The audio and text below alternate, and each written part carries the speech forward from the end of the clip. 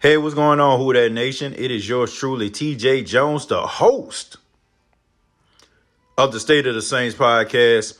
And this is a special Facebook Live edition, YouTube Live edition.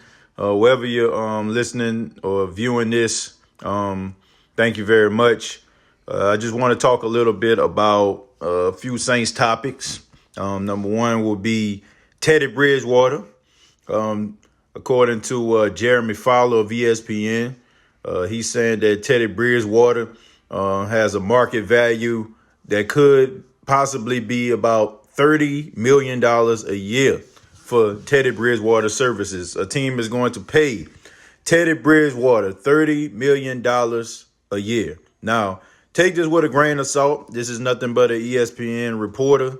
And I think news is kind of slim when it comes to the NFL right now. So anybody that says anything, anybody that has a hot take, they're going to take it and run with it. But let's go ahead and get into this. Let's dissect this. What is Teddy Bridgewater market value? Now, I hate to be the guy to tell y'all I told you so, okay? But I told you so, okay? I've been telling people this for months. I said this for months. I said, when Teddy Bridgewater sat down on the bench, when Drew Brees came back, I said that could have been the best thing that ever happened to him. And I'm pretty sure his agent was excited because his agent realized, man, he just sat down on the bench and he just won 5 straight games for the New Orleans Saints. And they was going up against some elite competition. It wasn't like they were playing against some scrubs out there on the field. They was actually playing some legit contenders. And he sat down on the bench, and now you have a whole bunch of people and a bunch of organizations that saw a quarterback that came in for a Hall of Famer, a future Hall of Famer, I should say, and he won 5 games. So that's nothing to sneeze at, man. 9 touchdowns, 2 interceptions, over 1,300 yards passing. I mean, for him to sit down on the bench, people thinking like, man, this guy could really turn my team around. He could really help my franchise out. So is he worth $30 million? Probably not. I don't think he's worth $30 million. I don't think that Teddy Bridgewater is $30 million worth of talent. No disrespect to him, but, teams are, going to try to back up the Brinks truck to this guy's house. Like I said, it's not about ability. It's about being free. I think Shannon Sharp said that, it's about being available. And if you were like looking at some of the top quarterbacks that's in free agency, you have to say that Teddy Bridgewater is among the top quarterbacks. I think he has a higher value than Dak Prescott, in my opinion. I'm not really sold on Dak Prescott like that. If I had a team and I had to choose out of Dak Prescott and Teddy Bridgewater, I'm going to go with Bridgewater, man. You know what I'm saying? Because I feel like Teddy Bridgewater is a better quarterback than Dak Prescott is. But $30 million, I don't feel like he's worth that. But I think that he's going to get it because he played himself into some elite money. And I keep saying this over and over again. I've been saying this for months. I said the guy played himself into some elite money. Like when he was out there on the field, when he was out there, managing the game, so to speak. But the thing about it is, people didn't look at his stats. People want, man, he threw for 300. He threw for 100. Nobody cares. The fact of the matter is he was 5-0 as a starter, and he drove the bus and he didn't let it crash. So I guess they're just thinking, man, just imagine what he'll do if he goes to training camp. Like what would happen if he goes out there and he performs at a high level for our team? We give him this playbook and he just goes to OTAs and he goes to minicamp. I mean, we might have ourselves a legit contender. Like I said, I mean, it is what it is, folks. I like Teddy Bridgewater a lot. I think that he is a good, solid quarterback. But I said on the last video, I put out about Jordan Love, the draft profile, I don't think Taysom Hill or Teddy Bridgewater can lead the Saints to the Super Bowl. I'm just being honest with you. I see these guys could possibly win a whole bunch of games. I can see these guys, possibly, winning a playoff game or two. But I don't see them leading the Saints to the Super Bowl. I just don't. I feel like the quarterback that will lead the Saints to the Super Bowl is not even in the building yet. I really feel that way. I feel like anybody else that would be a part of the Saints organization, just kind of would keep it afloat. The Saints need a young quarterback that I feel like that can make some things happen. I feel like the biggest issue with the New Orleans Saints is the fact that, they get these quarterbacks and, we all, take a look at them. We be like, this is the guy. This is the guy. But looking at these guys' overall skills, man, it takes a special type of quarterback.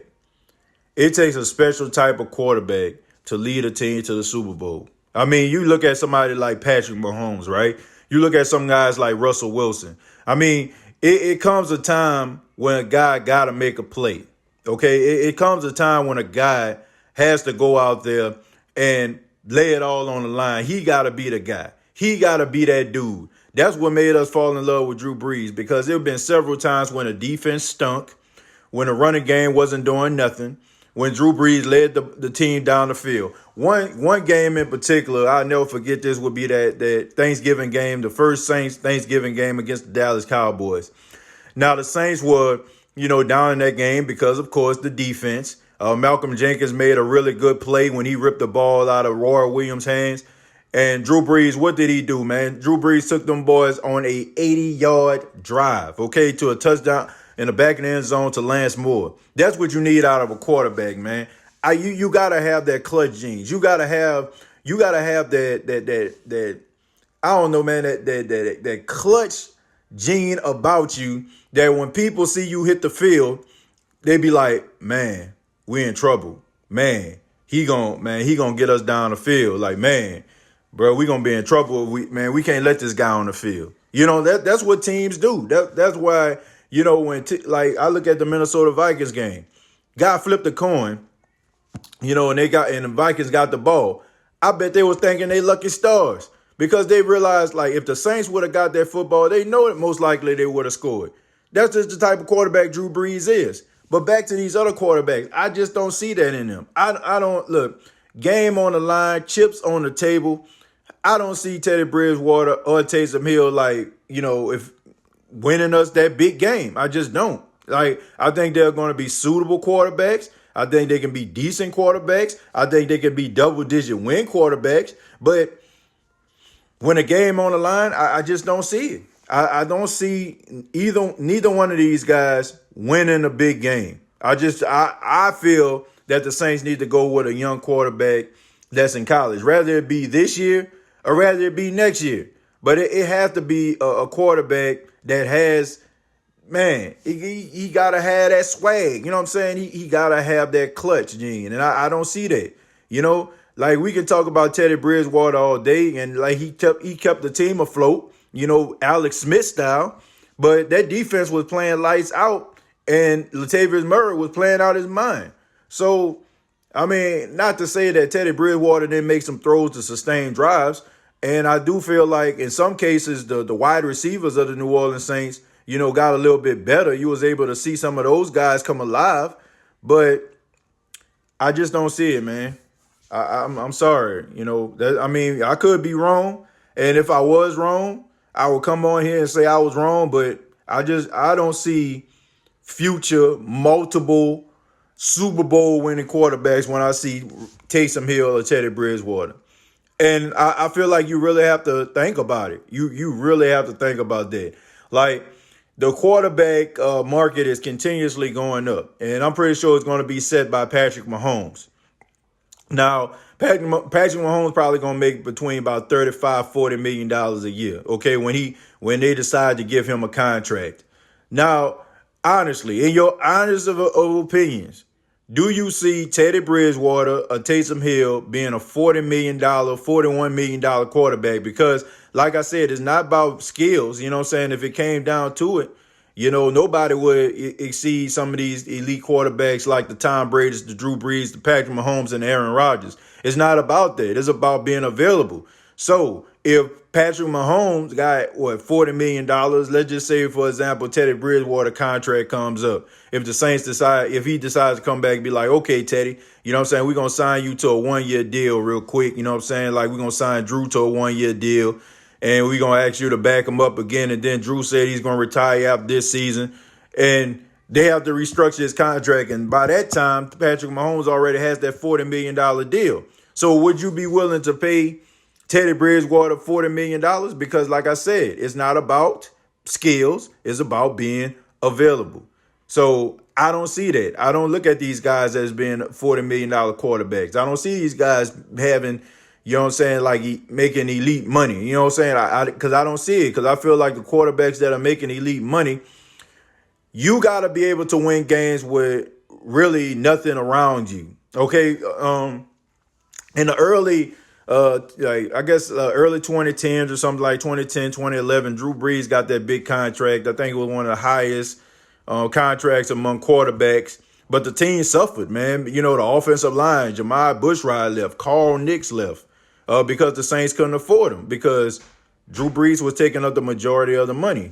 So, I mean, but you have to look at it on the other hand. Drew Brees was winning games, even though his offensive linemen left and got, bigger paydays, Bushrod with the Bears and Nicks with the Buccaneers. But Drew was able to win some of those games, despite the fact that he didn't have, Carl Nicks or Bushrod, some of those guys still being there. That's what kind of quarterback you need in order for you to, be paying him $40 million. Not somebody that just going to manage the game, going to nickel and dime it down the field. You need a guy when the game is on the line, when the chip's on the table, throwing the ball down the field, winning a game for your team. You look at somebody like Russell Wilson. Russell Wilson, I mean, you can argue that Russell Wilson wins at least 4 or 5 games for the Seattle Seahawks each year. You know what I'm saying? How many times we watch a Seattle Seahawks game after the Saints game over, they switch over to a Seattle Seahawks game and we watching Russell Wilson throw the ball down the field. You know what I'm saying? For a late touchdown in the fourth quarter.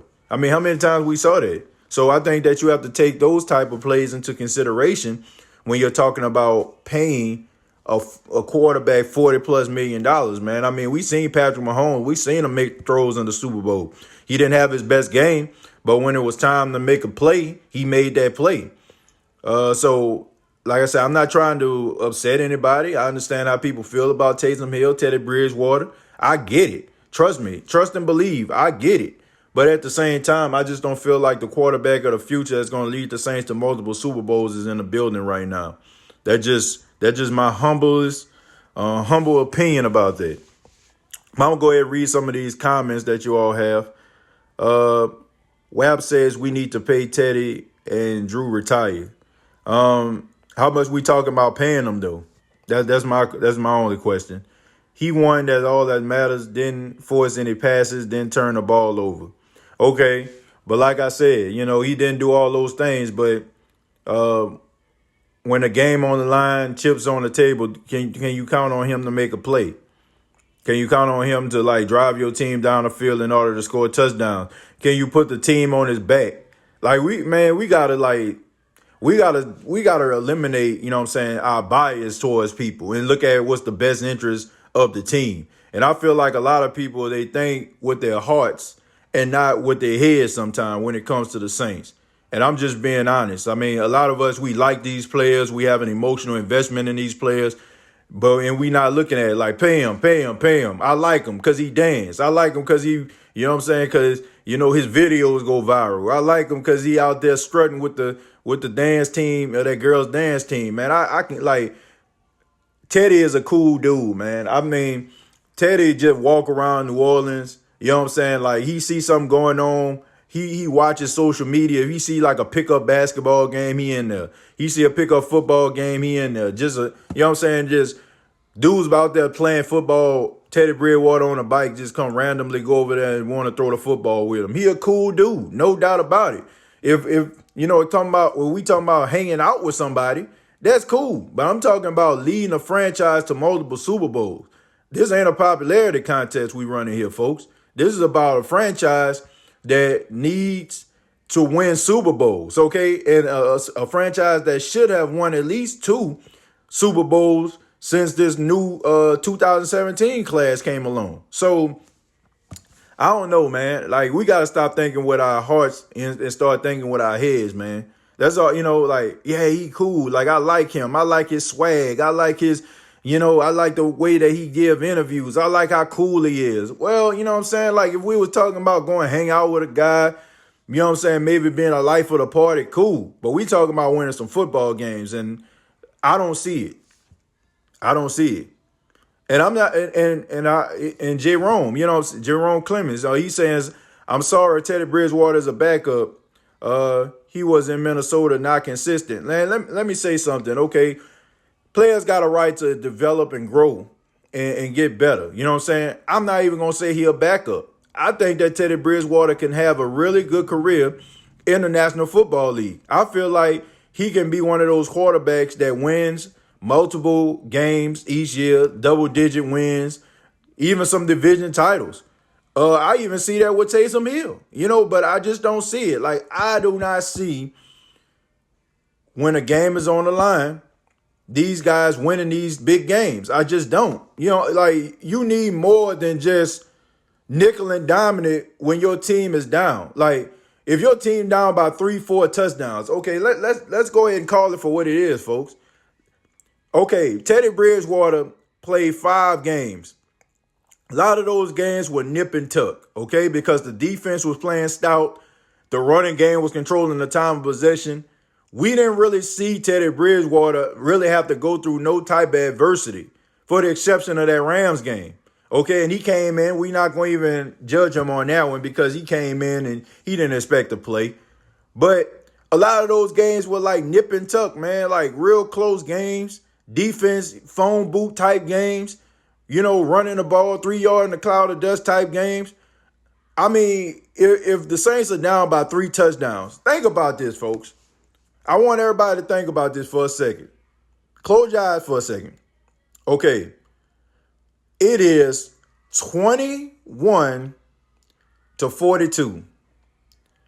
And it is early in the third quarter. It's like, okay, let's just say halftime is over. And Drew Brees is still your quarterback. Do you feel like the Saints can come back? 42-21 at the half. Do you feel like Drew Brees can bring your team back? Think about that. You're probably envisioning to yourself, yeah, man, Drew, man, shoot, that ain't nothing. You know what I'm saying? Drew Brees come out there, bow, bow, bow. You know what I'm saying? 3 touchdowns, it's a tie. I mean, it's a tie ball game. Now think about this. 42-21. The Saints down. After halftime, Taysom Hill take the field. Do you really believe that Taysom Hill can lead your team back? Do you feel like Teddy Bridgewater? Like I'm talking about having a courage in your conviction.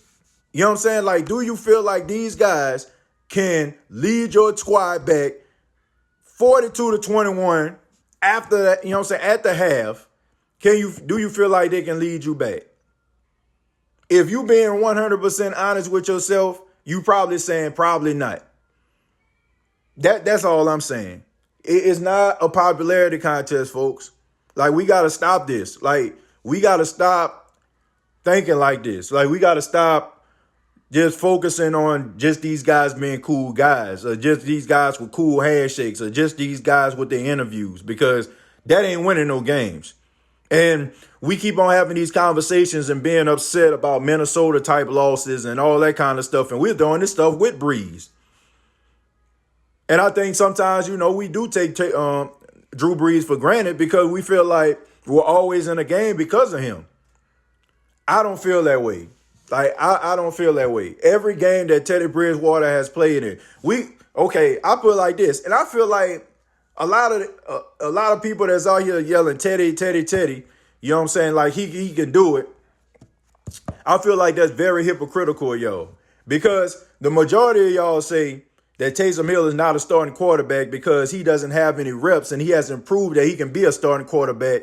But then you'll turn around and say Teddy can lead your team back, but you have not seen him do it. So my question is to you is, how could you say that Taysom Hill is not a starting quarterback because he hasn't played any games and he hasn't proven anything, but you can say Teddy Bridgewater can lead your team back and he hasn't proved that he can lead a team back from a 21-point deficit or a 17-point deficit? That's hypocritical, folks. I mean, I'm speaking real on the live today. I'm sorry, folks. It's time out for the player, and you know what I'm saying, the play. It's about being serious. It's about being 100 with ourselves. And like I said, to me, okay, To me, I feel like none of those guys are the answer to the quarterback position. It can, like, for the time being, like, I think that we're probably going to have some good years and people going to be happy, but eventually you're going to be like, man, why we can't win a Super Bowl? Man, you know what I'm saying? Why we can't get deeper in the playoffs? I'm just being honest. Teddy would have got it down the field. Taysom not so much. Me neither, and that's the truth. Hell, he'll play like a wide receiver and running back. We didn't think Teddy would win 1 out of 5 games. Yeah, like I said, it's not about winning games. Tony Romo won games, right? Tony Romo won games. Who else? Matt Hasselbeck won games. Who else? I mean, name them. Ken Anderson back in the day, he won games. Man, I don't know, man. So many other guys won games, but did they get the job done? And I mean, it's the over, like, man, bump all that. Like, we're not the Cleveland Browns here, okay? We're not the Cincinnati Bengals. We're not the Arizona Cardinals. You're the New Orleans Saints, a team that has won more games in the past 3 years than any other team in the National Football League. And we're sitting up here acting as if winning games is all that matters. Not to me. Maybe to y'all, but not to me. This team has been too good, has been too successful over these past few years for us to just be okay with just guys winning games. Can you get the job done? Can you win a Super Bowl? Can you go out here and put the team on your back when the game is on the line? Can you do it? If you cannot do it, if you're not the quarterback to do it, then we don't need to be having no conversation. I'm over just winning games. Honestly, thank you. Somebody said Aaron Brooks won. Thank you very much. My case in point. You know, like I said, man, I'm not saying that these guys are bad quarterbacks. I'm talking about winning multiple Super Bowls. I'm talking about being a legit contender for years to come. And I'm not paying no dude. I wouldn't want to pay anybody $40 million that I don't know for a fact. If my team is down, he can't lead me back. A person that I don't feel like I can look at this depth chart and be like, I put these players around him, he gonna win the Super Bowl.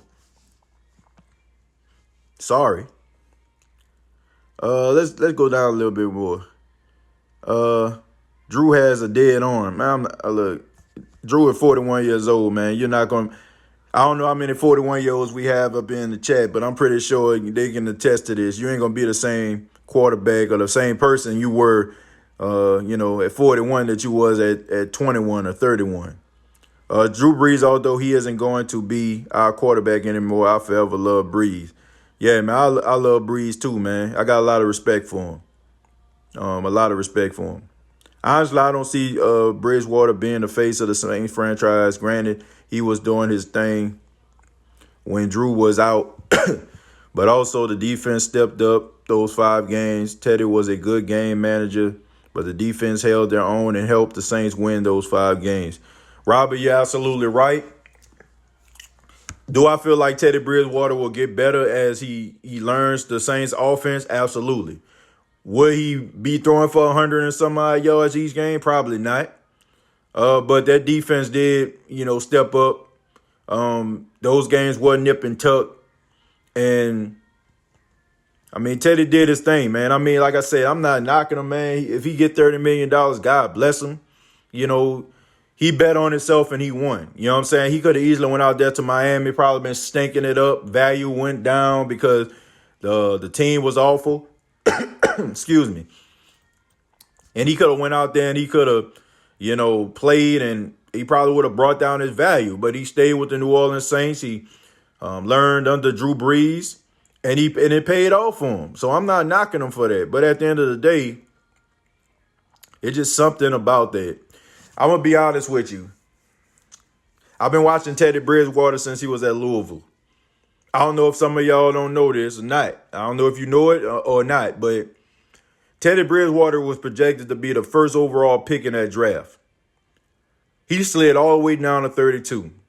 Would you like to know why? And it's for the same reason why I've been telling y'all since this video started.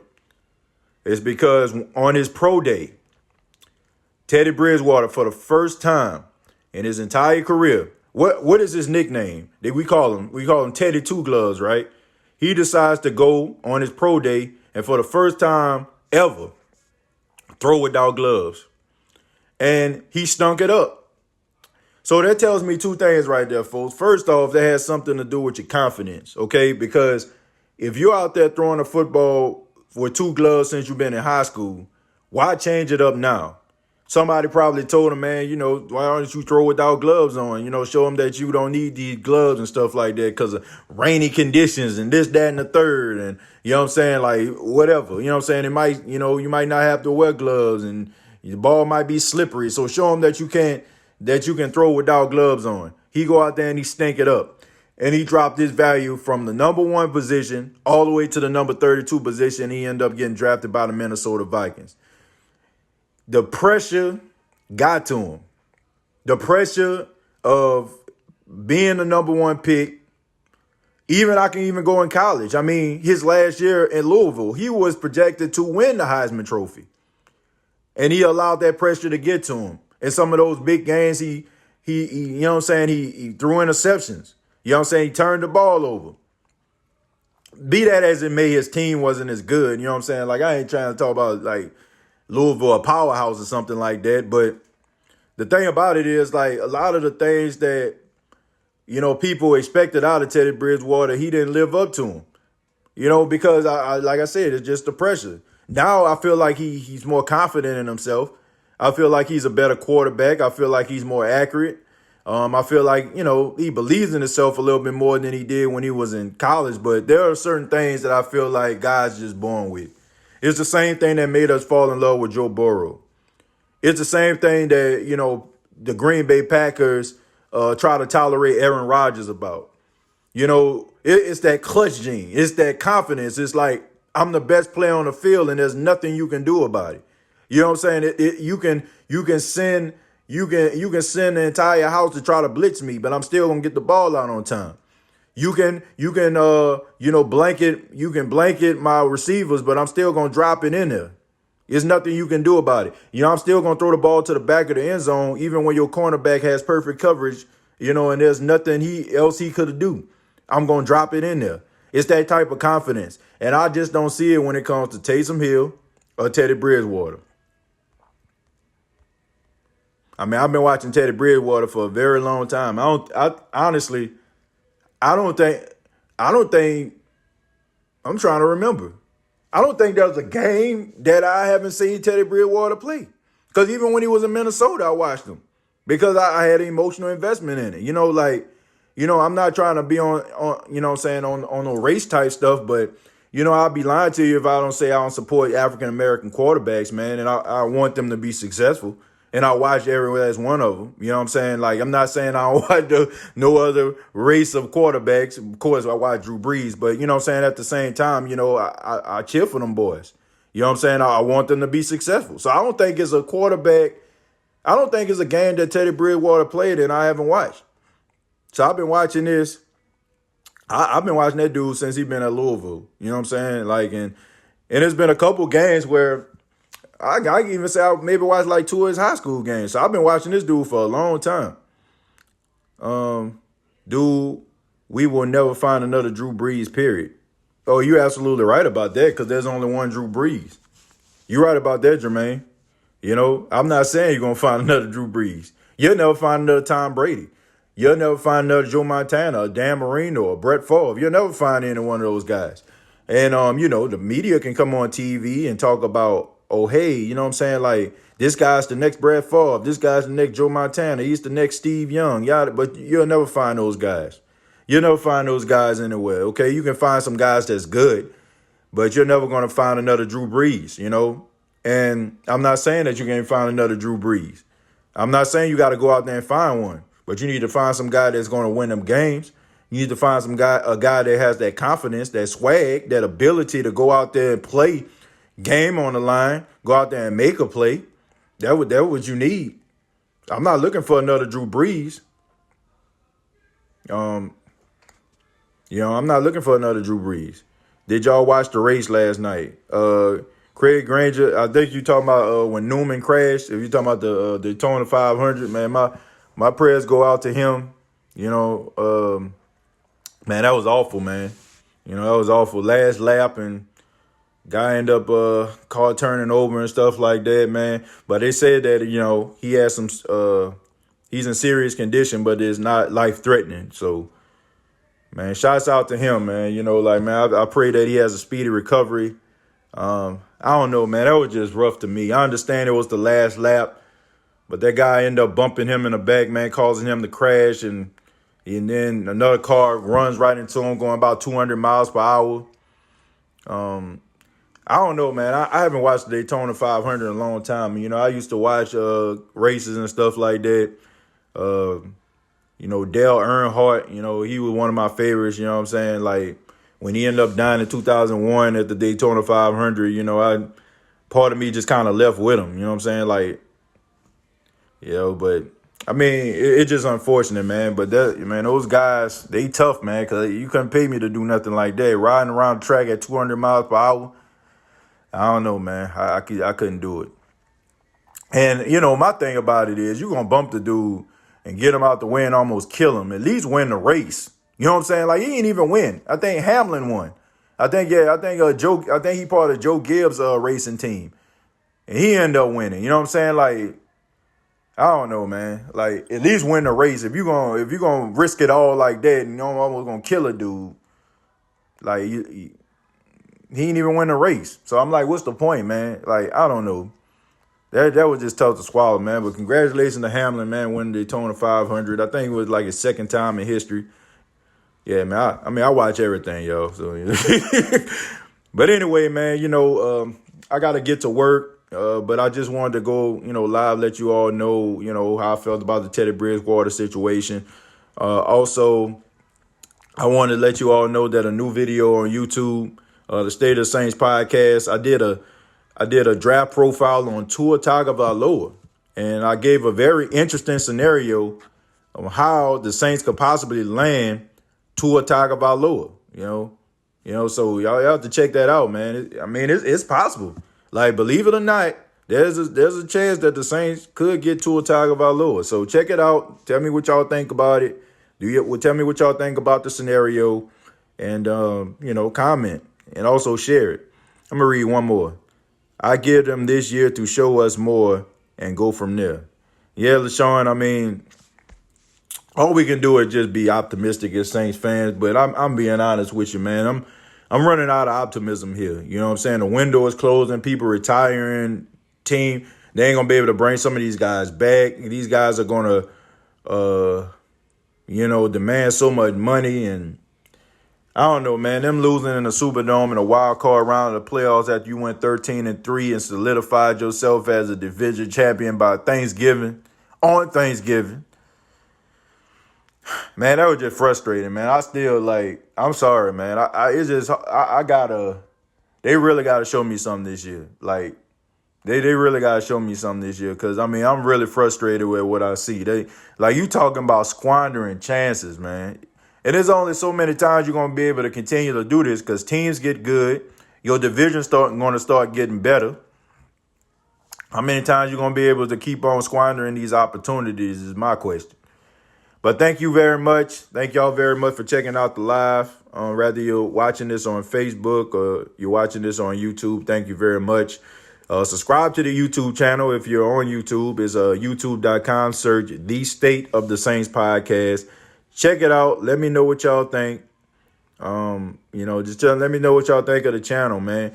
And I know people have been asking me, like, man, TJ, you know, why you don't do this with the channel? Why you don't try to put graphics? Why don't you do voiceovers, this, that, and the third? I'm gonna be honest, you know, it's just, you know, I work a lot, you know, I'm right here. I'm at the radio station right here in South Carolina right now, 90.9 FM.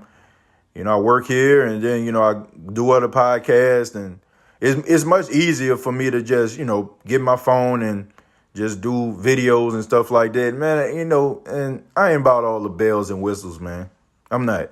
You know, I'm just about just giving my perspective, you know, reading comments and stuff like that. You know, I mean, everything that kind of came to me as far as, you know, you all, you know, opening yourselves up and watching the videos is a blessing. You know, I never thought about, just being a huge thing or anything like that. I'm just a fan that's in front of my iPhone talking to you all right now. And I never lose track of that. I ain't trying to get big time.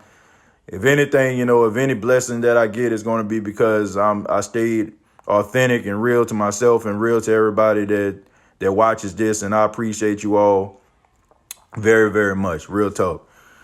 Till next time, all I got to say is, who that?